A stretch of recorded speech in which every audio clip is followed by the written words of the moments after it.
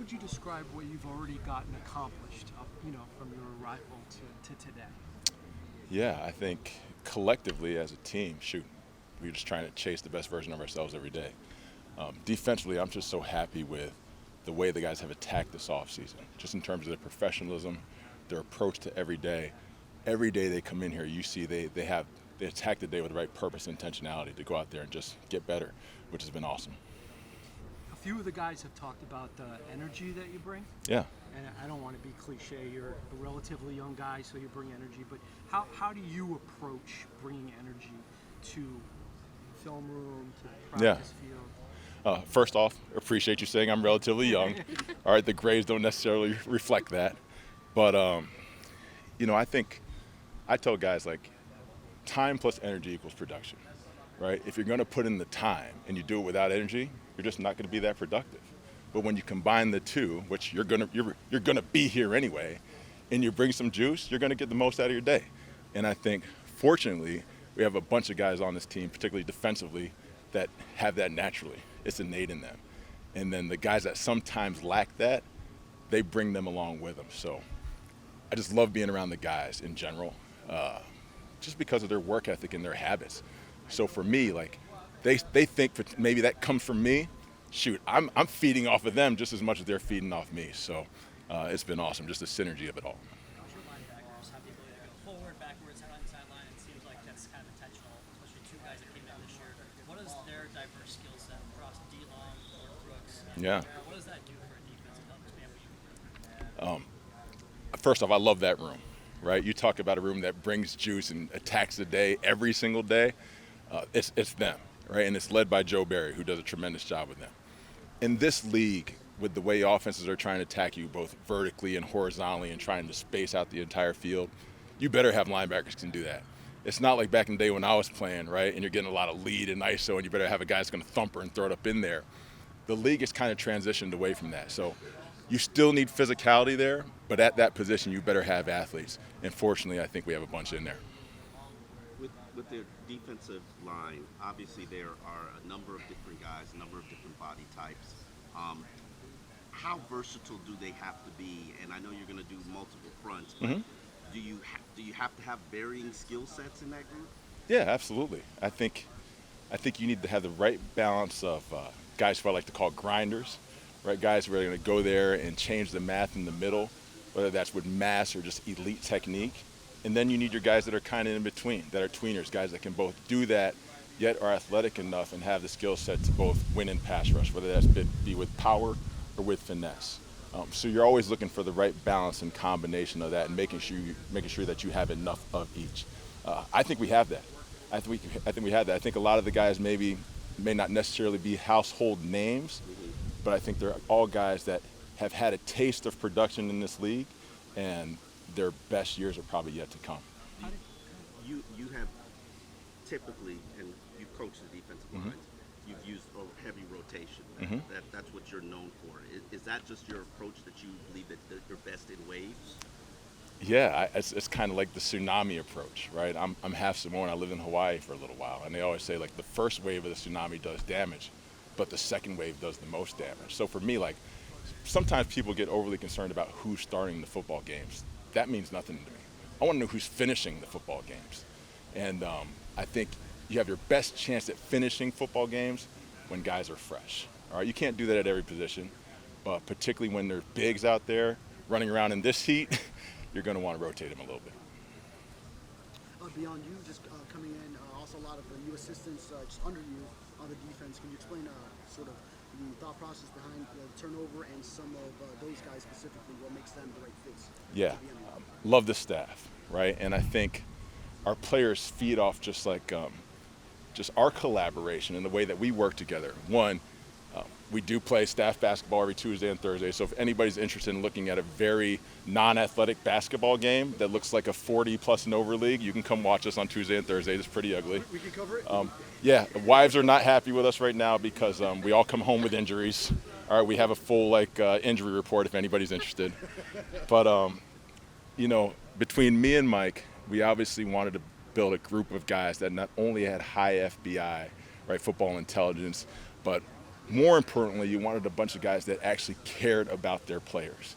And I think from top to bottom, we have that. To me, like, ultimately on every team, like, the teams that I've been a part, like, that actually cared for one another, where they hung out outside of the building, they cared about, like, their families, their wives, their girlfriends, their kids, like, that's transcending, right? So now when you're out there playing next to somebody, you're not just playing for him, but you're playing for him and his family and everybody he cares about too.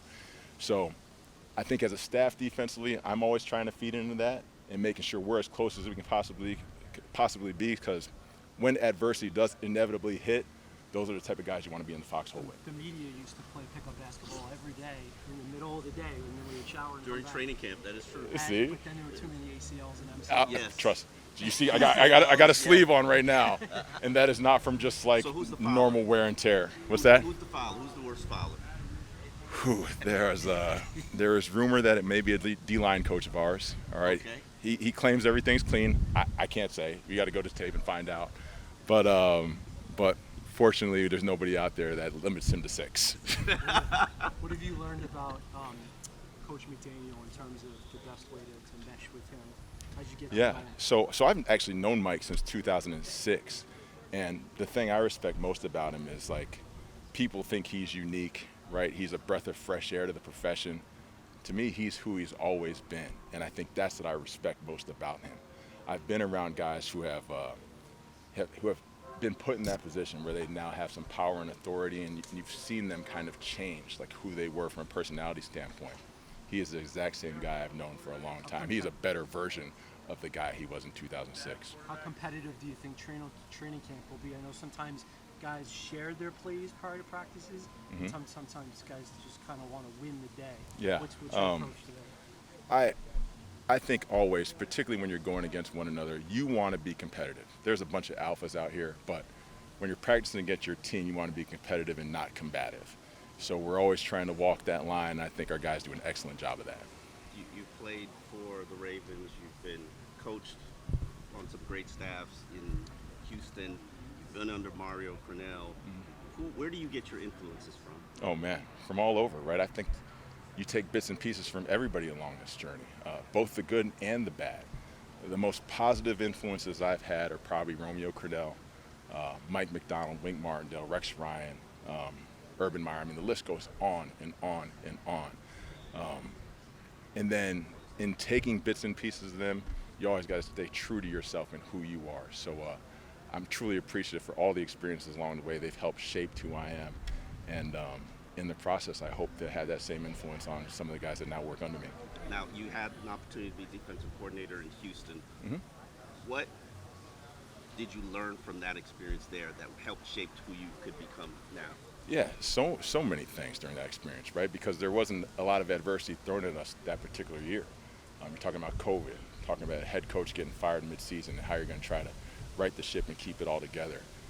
And then just the schematic tweaks and how offenses tried to adapt as we were changing and trying to protect some of the players that we had. So there were so many lessons learned there, and ultimately when we were let go and I had opportunities to go elsewhere and potentially coordinate it again, I chose to go to Baltimore to see how that dinner was being made, because they were doing a lot of good things there. So took a step back in order to take a huge step forward, which we hope pays dividends here in Miami.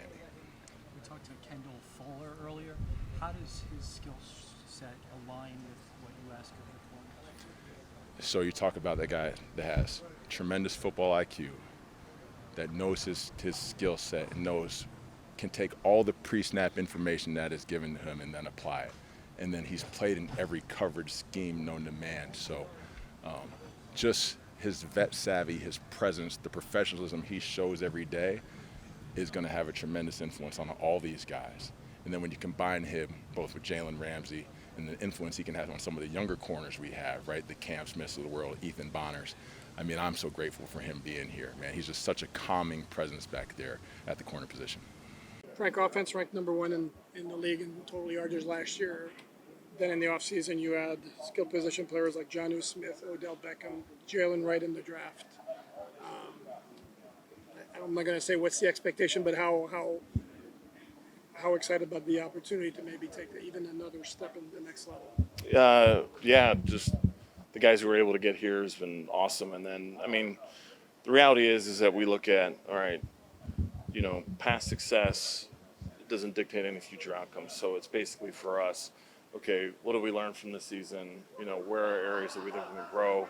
Acquiring the new guys, like how can they help us and maybe do some different things that we haven't done in the past, and that's what this time of year's for is the development and growth and getting ourselves ready for training camp. But overall, it's been an outstanding spring with the guys really committing and working hard. So just we're very fortunate with all the guys we were able to get here and just what we're able to build through spring and what we're looking for camp.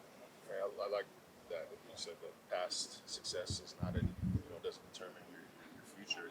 So how does the number one offense from a year ago get better? How does number one get even better? I think it's just when you have the new guys coming in and just getting everyone connected with our offensive identity and how we want to play, and then with our motioning and understanding how we're going to do it, our run game, how everything's built. I think it's just ultimately, for us, you have to always look at each year is just different.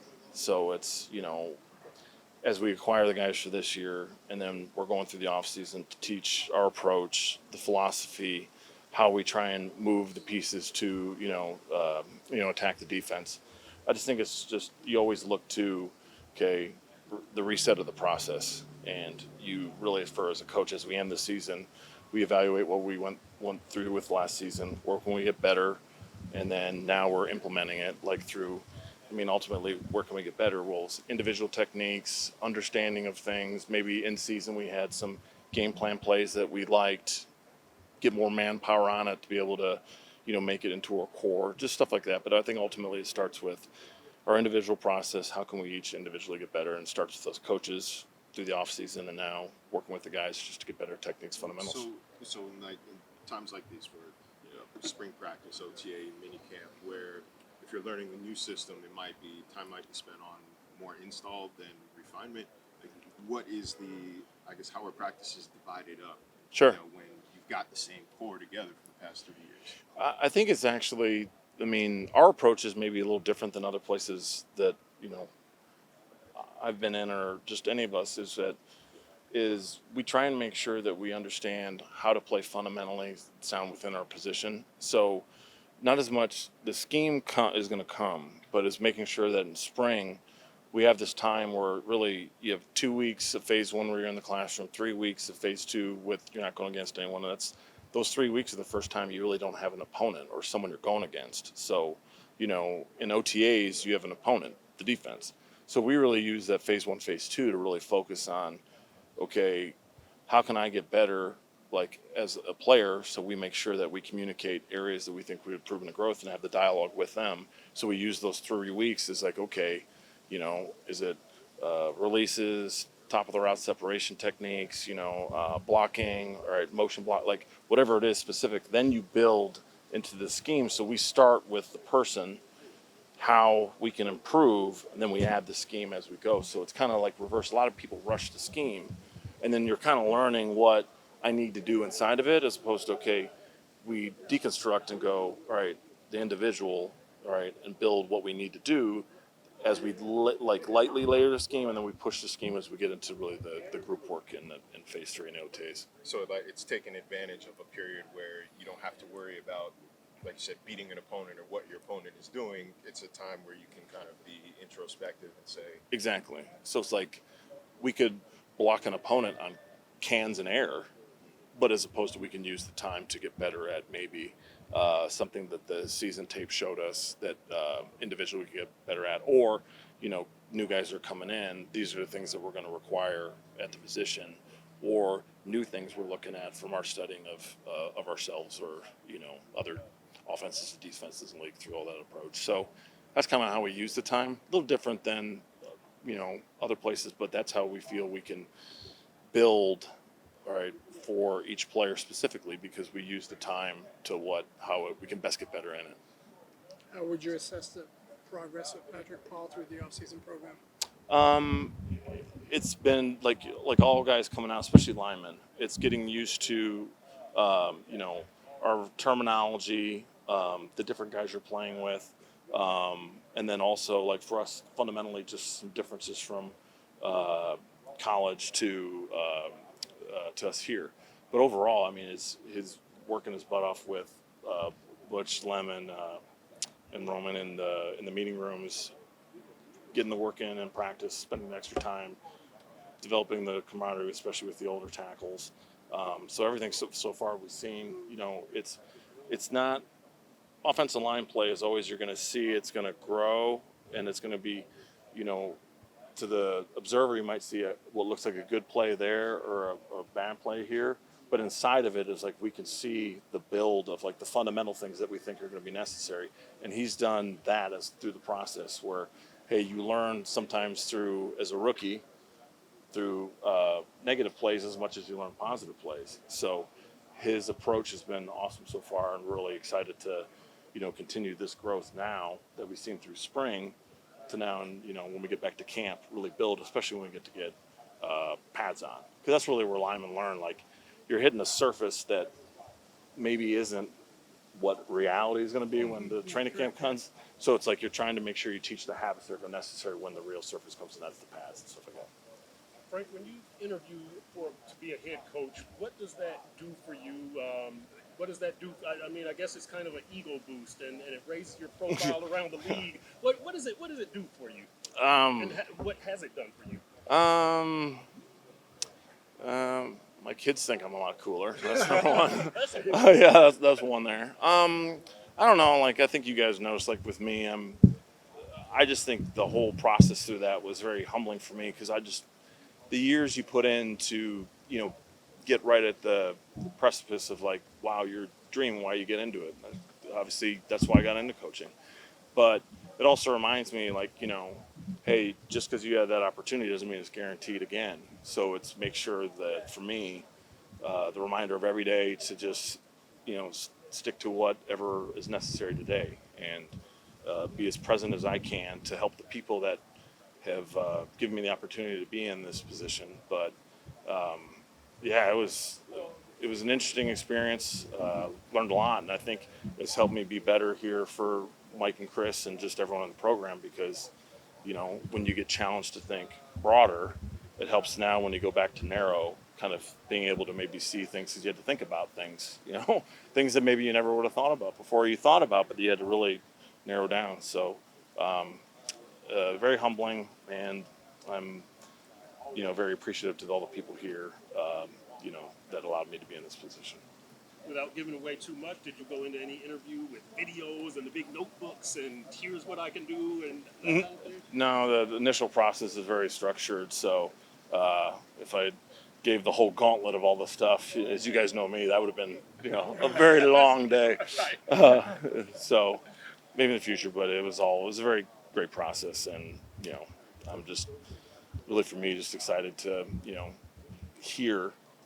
see what we're going to do again, because you got to reset the process. Nothing's guaranteed any day around here or in the NFL. How much of an advantage, if any, or what's the impact of having practically everybody on the offensive coaching staff being back, most of the guys for the third season? It helps just with communication, anticipation, like when we're trying to get things done, just guys more quick to like, yeah, got it. You get more in tune with each other, just and especially in season, like that's where the real growth comes, because knowing of workflow or problem solving as we go into it. So I just know this spring we're able to anticipate certain things more, or just knowing that, hey, on Wednesday it's this structure of the day, so this is coming, so we can be in front of certain things. So all just the stronger the relationship, the longer relationship, the better communication. And that's kind of something we hallmark around here, is our ability to communicate with each other. Frank, when you went back and evaluated the season, great success early in the year, maybe a little tougher to get production late. What was the difference, do you think, in your mind? Isn't just one thing that we looked at. I mean, ultimately, when you take in the certain segments of the year, but then you look at the entirety. And for us, it's just, it's making sure that we're maximizing each week, because a game in November, December, losing can impact to the end of the season. So it's just making sure that uh, what we're doing at the end of the season, making sure that, you know, we're setting the foundation now to make sure that we can carry things longer through the season. I wouldn't say there's really like one thing because we did have a lot of success, but I mean, ultimately for us, it's just the execution, and then the last game of the season was tough, obviously going up there in the weather. I was going to ask you, the number one thing you learned is not playing 30 below weather. Is that? That normally helps, to be able to play here. And I mean, I think that day we flew to Kansas City, it was like 82 here, and then we landed, it was like minus 20.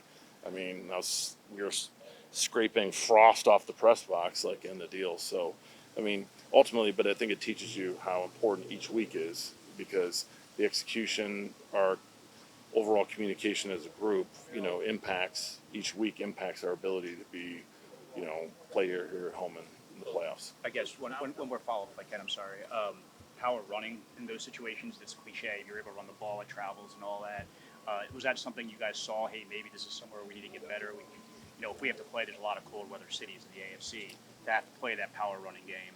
Yeah, I think with running the football, it does translate into the postseason. I mean, but the big thing for us is that making sure we maximize each week so we can, if we're playing in the playoffs, we ideally like to play at home. So it's, you're having 100-degree temperature variance and you're trying to come out of your stance and you're like frozen. Hence why helmets were cracking and stuff like that, whatever the hell was going on down there. People were losing fingers actually in the stands. Yeah, it was no. I never seen Arrowhead that empty in all those years in division.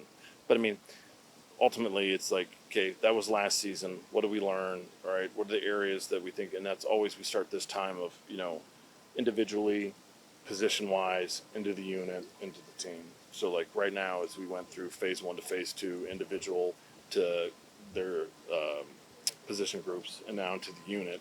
And now what do we get through the offseason to make sure we tailor it for training camp where areas we want to really improve on. So, I mean, that's constantly, you're always looking at your process to how you're structuring, teaching, evolving. And then now with training camp and the way the time you have is making sure it's very specific to where we feel we want to grow for next season.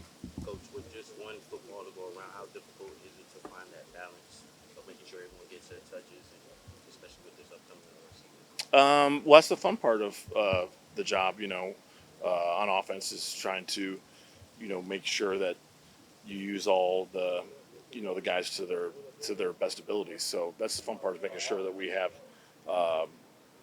options for all guys and different concepts and stuff like that. So, and we're very conscientious of that, just trying to make sure that we have opportunities to get the guys the ball, whether it's handing it off or sometimes on those jet motions or, throwing it or, guys getting, the running backs getting carries. So it's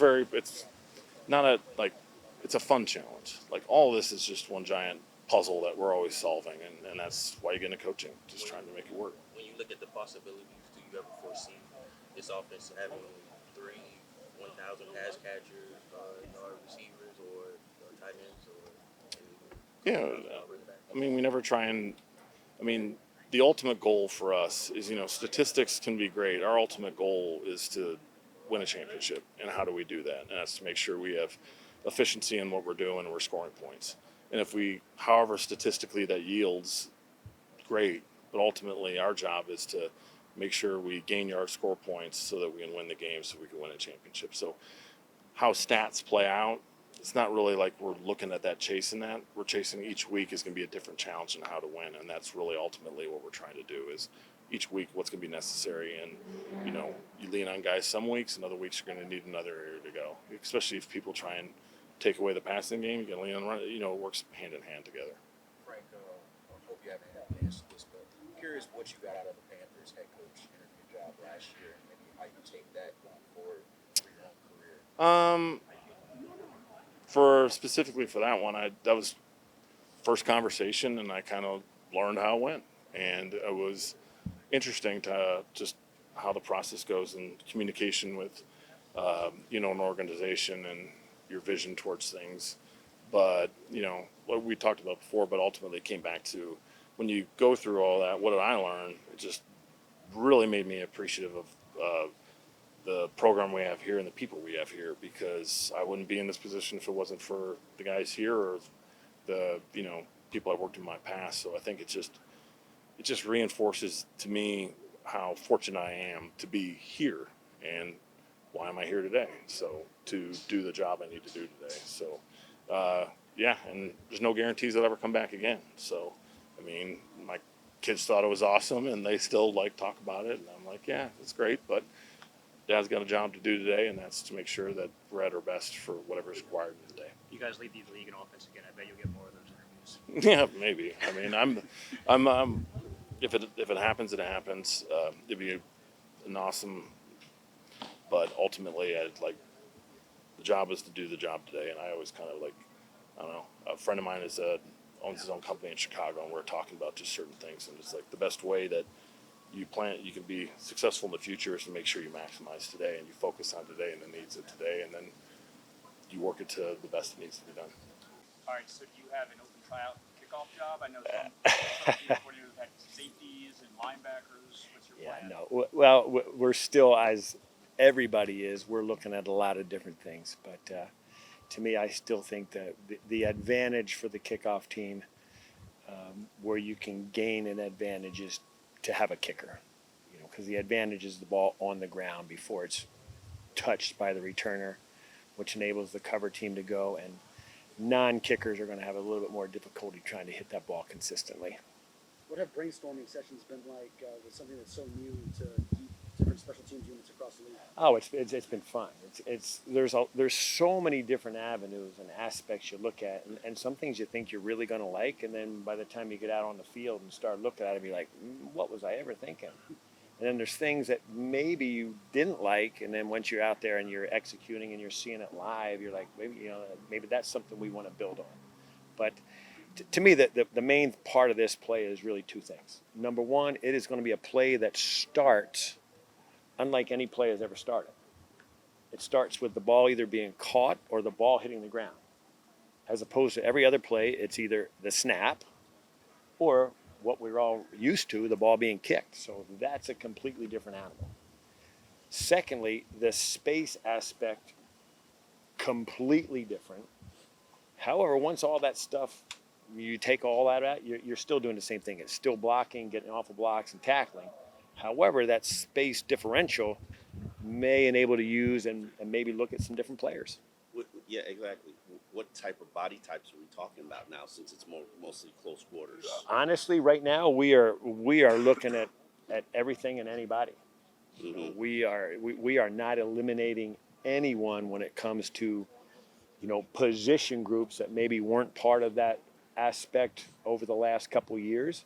We're back to looking at some of those people. So, I mean, do you want athletes? Do you want blockers?